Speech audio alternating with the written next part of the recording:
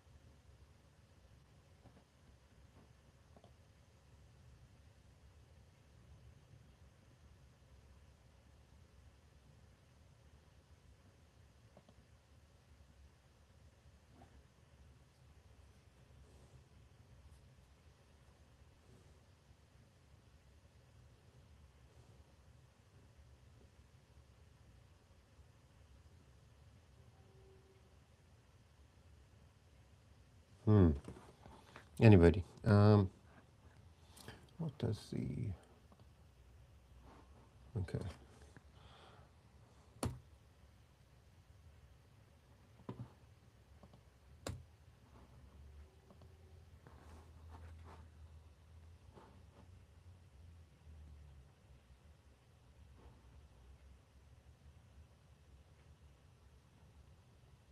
Good afternoon. It looks as though me stopping and starting the YouTube live or the Riverside video to separate talks breaks the YouTube live.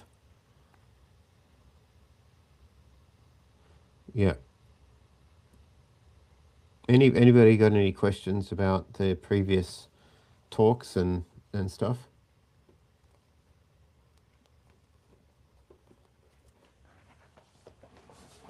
I've got a brain here that I regularly squeeze to relieve stress. Got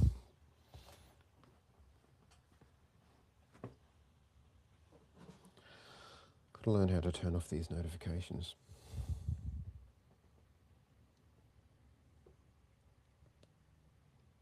I thought I had the volume down.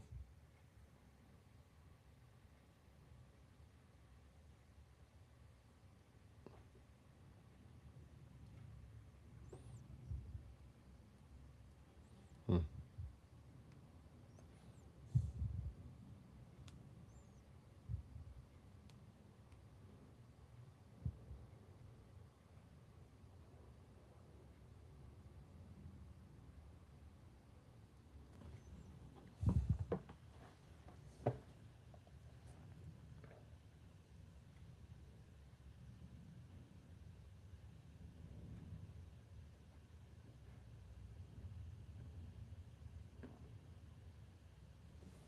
Well, let's see if I can share something.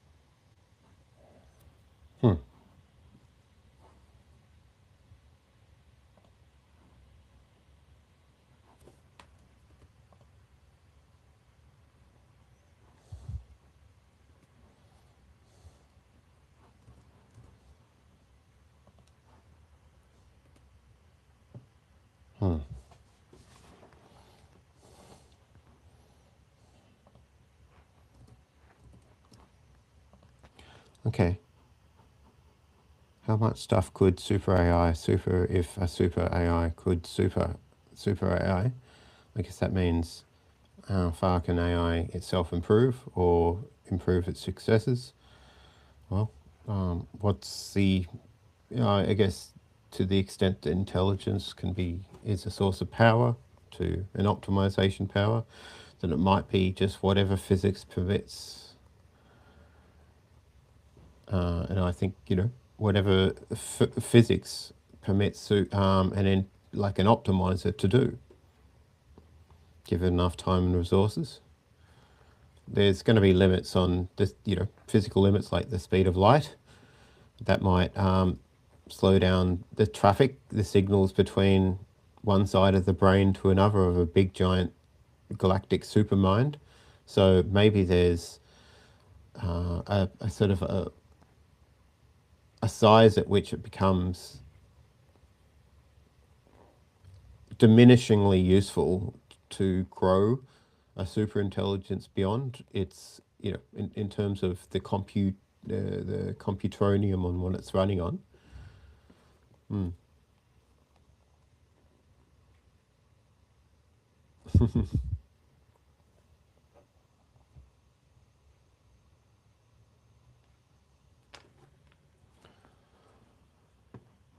right.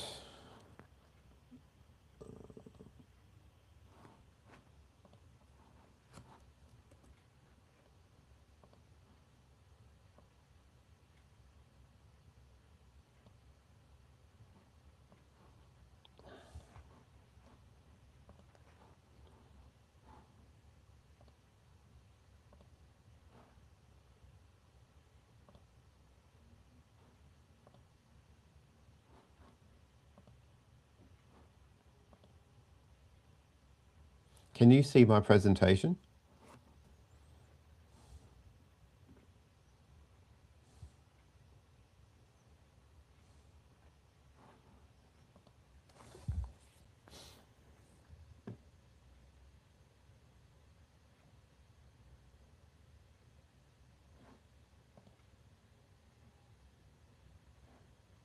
Yep, I think you can.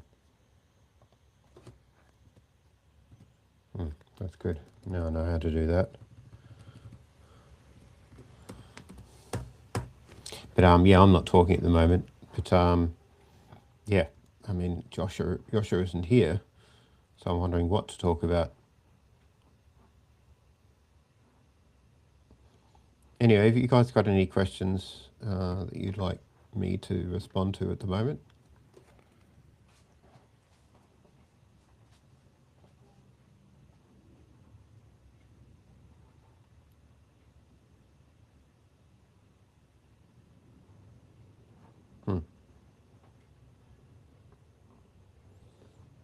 So I'm going to be arguing that we can make AI smarter, that not only smarter, but not only more epistemically capable, but more moral than us, in the sense that it can sort of do things that we are incapable. We'll be able to solve moral problems that we are sort of too cognitively limited and too motivationally limited to solve or follow through with.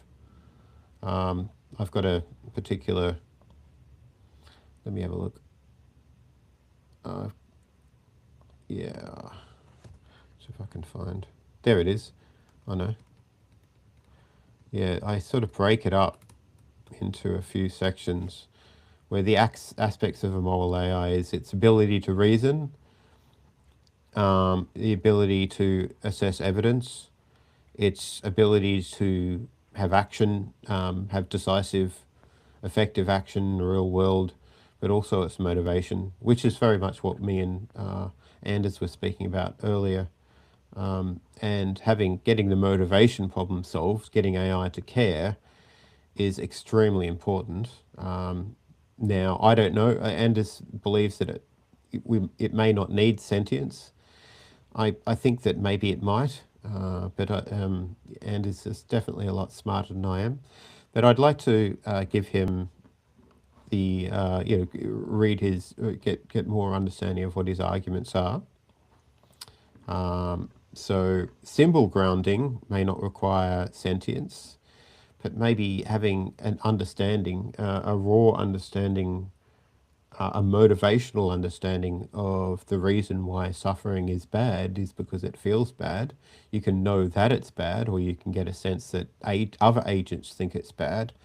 But if you don't have that sensory experience yourself, if you don't have access to the hedonic realm, then how can you know?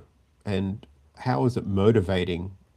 Uh, you know that you know that without feeling it. I don't know. So maybe zombie AI will have to sample sentience at some stage in order to be truly motivated. But yeah, this is a technical question. Maybe we can find out by testing this hypothesis. So yeah, we've got a few people who've spoken about moral reasoning, who are quite well known. Amanda Askell, for instance, who's the philosopher in residence at Anthropic, has said that she's basically saying that if AI can think through physics problems, then why can't it think through complex moral problems? Same with Shane Legg, is saying that, well, if AI has a really strong understanding of some ethics and morals that we want it to adhere to, I think it should, in principle, actually become more moral than people, and be able to more consistently apply reason at superhuman level. So he's in a recent interview saying that in principle AI could be more ethical than people. So this is, I'm arguing this thesis, but they haven't really said much about what would motivate them. Having an AI that's more capable doesn't mean it'll be motivated to follow through with that capability. Like, I might be really good at cricket or softball or something like that, but maybe I just don't like playing. Okay. So what's going to motivate me to play is is important as just as much as being able to play, having the capability to play a game.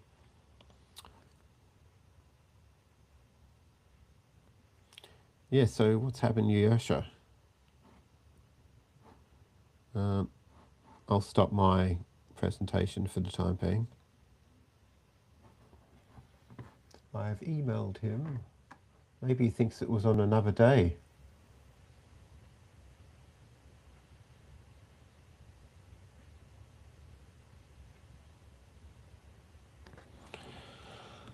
Oh, well, I'll wait around. Hi, Leuenberger. This is Joshua Bark is meant to be giving a presentation this time, but he's not here yet. So he might be caught in traffic. He might have, yeah, maybe I wasn't clear enough to tell him when it was on. Hugo de Garis is on at, let me have a look. Well, yes, so on at, well, what time zone are you in? So it's all in the agenda. So if you're in Australia, Hugo de Garis is on at 11:30, and he's on with Ben Goertzel. Hmm.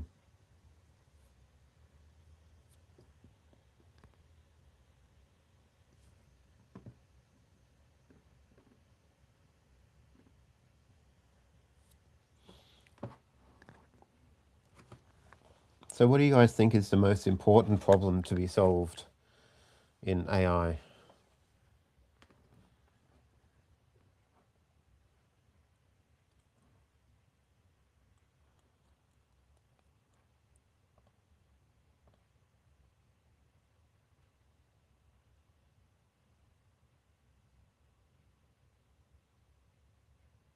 What time zone is Heartland, USA? Is that Western time zone, Eastern time zone.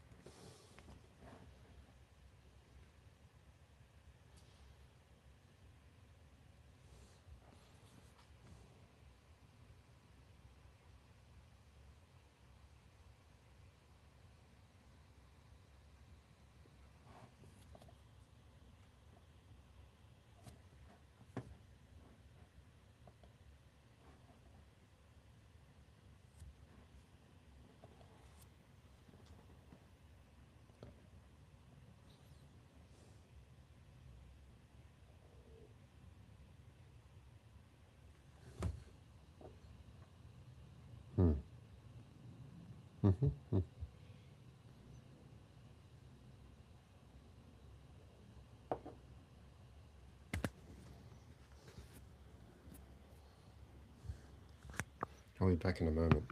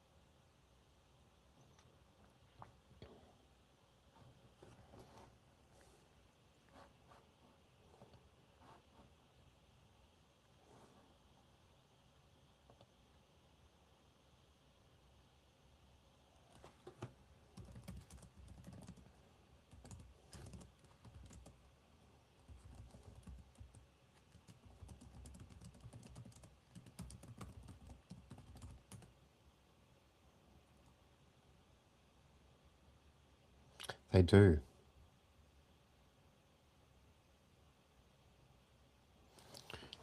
Panopticons live in forgotten live mics.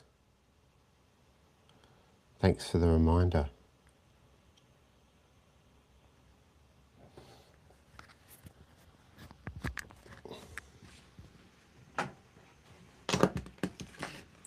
So we're all living in a participatory panopticon. Just put that in there and recharge it.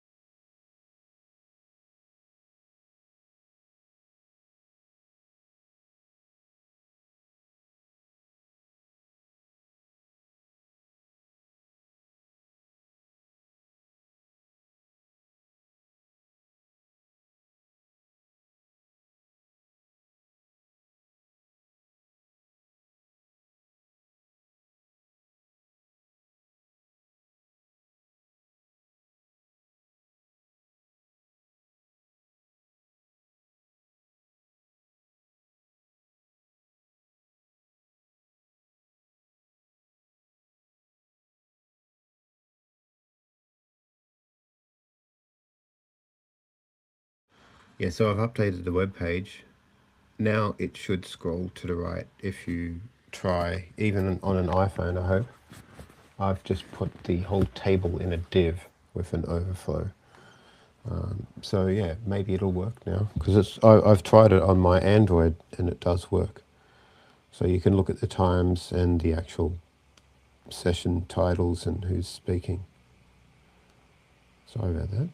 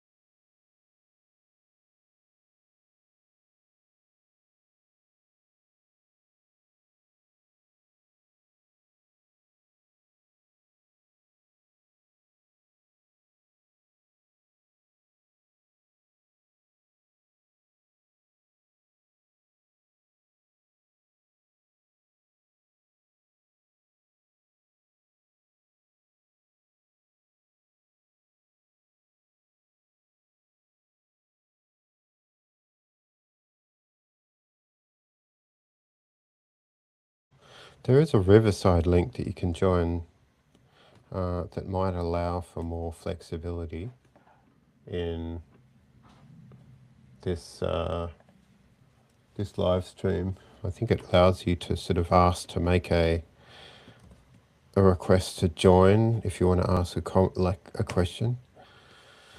But this is per day, not for the whole conference. The live stream works across multiple days. €1 for every day. Yeah.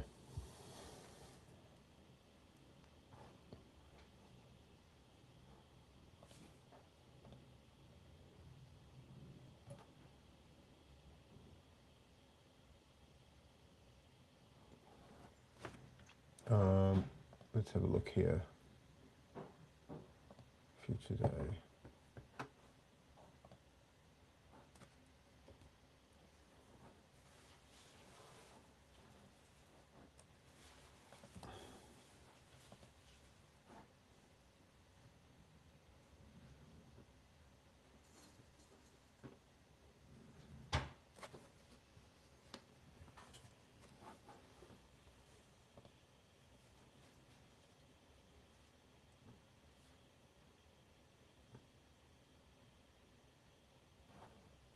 It's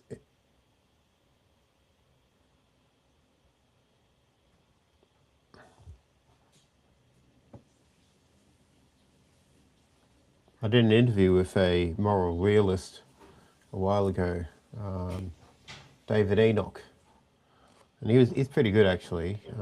He suggests that there could be AI could be used as a moral hypothesis generator, right? Near-term AI, even now, you could probably build one, right? So yeah, it might be useful to generate moral hypotheses, he says, using pattern recognition to find deep ethical patterns, meta patterns, invisible to most humans, because the details might be just sparsely distributed across large data sets or large texts, large writings.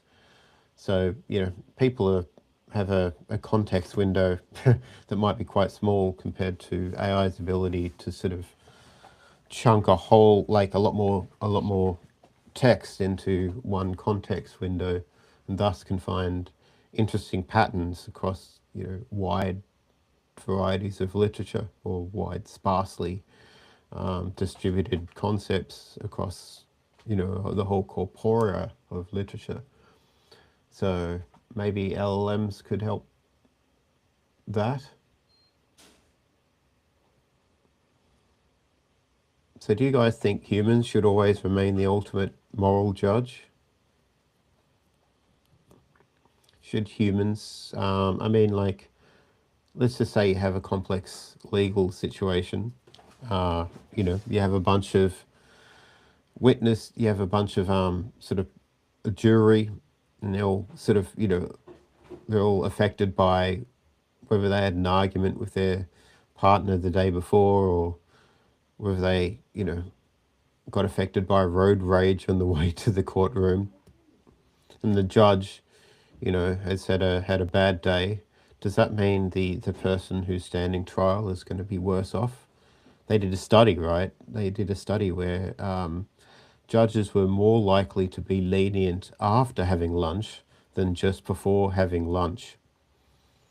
So it's just very interesting to see how even food affects the psychology of somebody who's meant to be making impartial judgments. So just, if you're ever in court, just make sure you try and get a slot that's after lunchtime. But yeah, in some respects, the letter of the law without some kind of discretion can be bad as well. I mean, there's always mitigating circumstances that laws didn't foresee, or haven't been encoded into, because they're not sensitive to every circumstance. Laws are more binding to populations across large geographical areas, and aren't very context sensitive. So you have to have the human oversight to be able to identify the context sensitive salient points, but also be able to discretionary choose discretionally make judgments. Just Trump AI, huh? Oh, I wonder if that'll happen. I guess there's got to be little Trump chatbots out there. Maybe one's running his Twitter feed. So yeah, I mean, it's a problem, right? Do we want our chatbots to reflect one person's values? So let's just imagine we had chatbots out there. We had like LLMs that were trained in such a way to bias the output of the LLM and based on, you know, extrapolations from one person.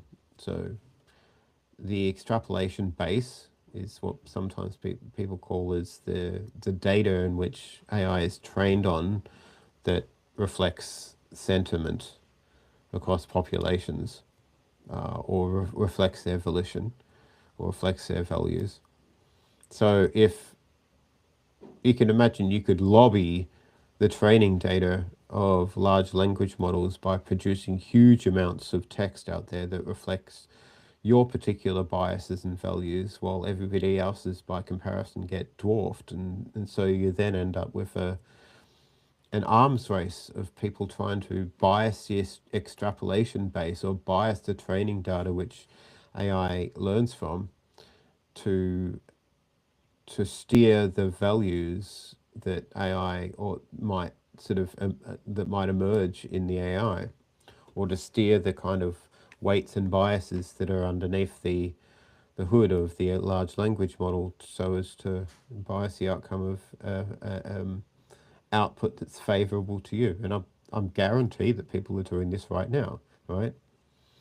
I think it was Tyler Cohen who said, like, if you want to influence the future, then write about it so that chatbots read what you write, and then you know, that just by sheer pattern matching, or you know, the amount of samples of your ideas that are out there, the more the chatbots will take it into account, which exposes a flaw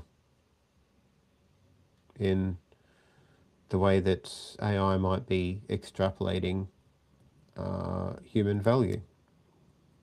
That's dangerous, because people can game that, right?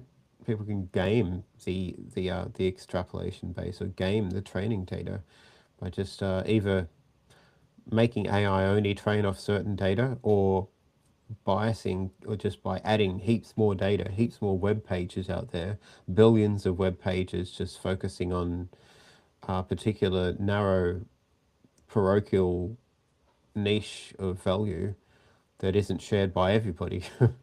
Like, you know, imagine you could fool the chatbot into handing the reins of, you know, a large company over to a single person, or a nation over to a single person, just by putting a squillion web pages out there saying, vote for, I don't know, Dave or whatever. And Dave ends up getting power because AI gives it to him, just only because the extrapolation base has been biased. Yeah, so I don't know what happened to Yosha. I haven't heard from him. Oh, what a shame.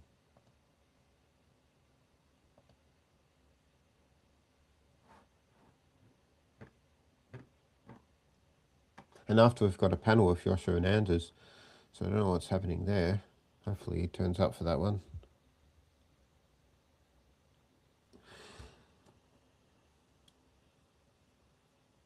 Yeah, Anders is awesome.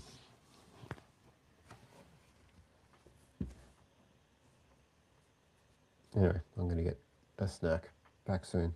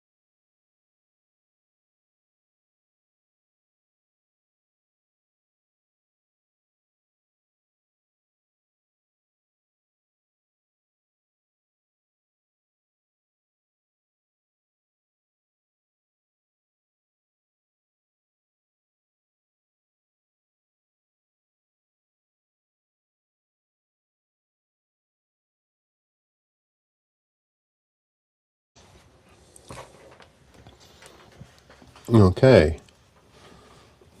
What's regular advertising? Belief follows evidence. I can't will myself to believe something. Okay. Yeah. Belief can be somewhat following evidence. It can be also very aspirational. People believe things that they want to believe in. Well, some people do.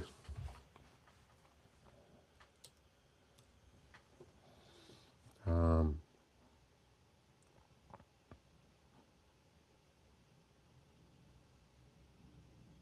hmm.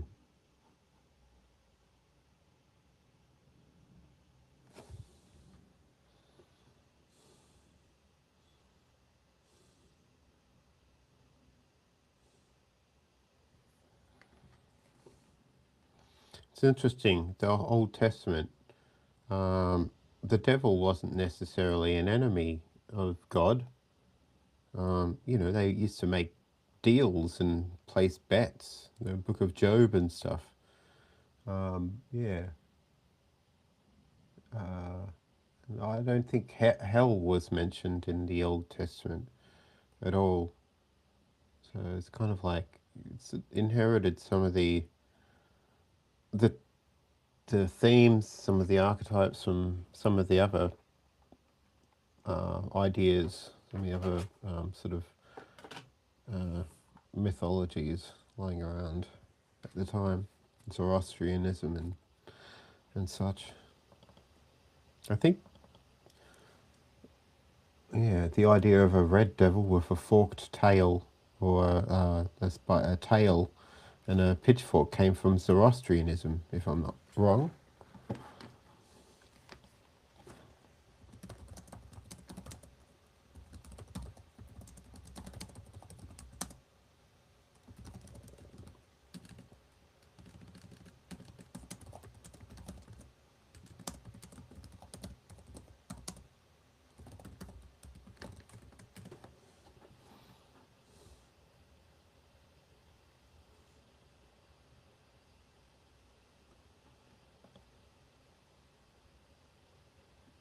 Hmm.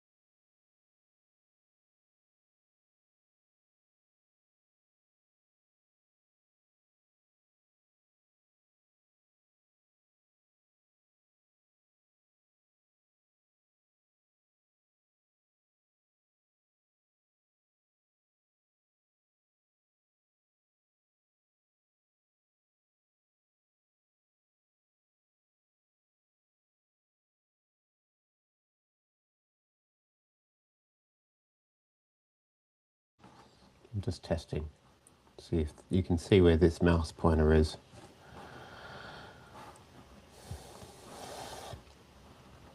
So, okay. Gee, I've got a lot of slides. Yeah.